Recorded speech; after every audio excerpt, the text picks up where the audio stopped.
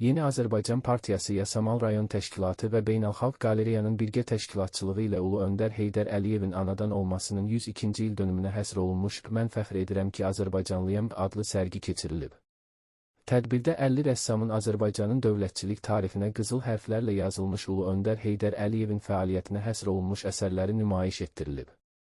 Beynəlxalq Qaleriyanın direktoru Elnurə İskəndərova sərginin açılışında çıxış edərək Heydər Əliyevin tarixi xidmətlərini xüsusi vurğulayıb. Bildirib ki, sərgi Ulu Öndərin 102-ci il dönümünə həsr olunmaqla yanaşı, onun Azərbaycan dövlətinin müstəqilliyini qoruyub saxlamaq, milli kimliyimizi möhkəmləndirmək və dünya səviyyəsində təmsil etmək uğrunda göstərdiyi əvəzsiz xidmətlərə hörmət nişanəsidir. Ulu Öndər Heydər Əliyev yalnız dövlət xadimi deyil, eyni zamanda mədəniyyətimizin, vətənpərvərlik ruhumuzun dirçəldicisi idi. Onun irsi bugün də rəssamlarımızın yaradıcılığında yaşayır.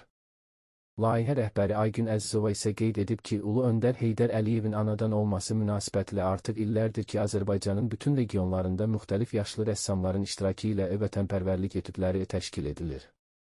Təbiət qoynunda rəssamların bacarıqlarını inkişaf etdirir, sərgilər və müsabiqələr keçiririk. Bu, gənclərimizin milli dəyərlərə sadiqliyinin tərənnümüdür.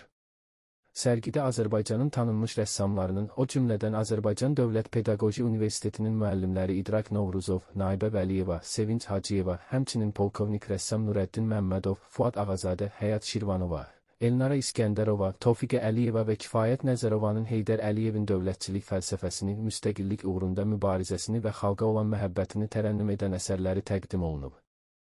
Tədbirdə həmçinin Beynəlxalq Qaleriyanın yaradılmasının 3-cü il dönümü də qeyd olunub. Sərginin sonunda iştirakçı rəssamlar xatirə diplomları ilə təltif edilib və tədbir xatirə fotoşəkili ilə yekunlaşıb.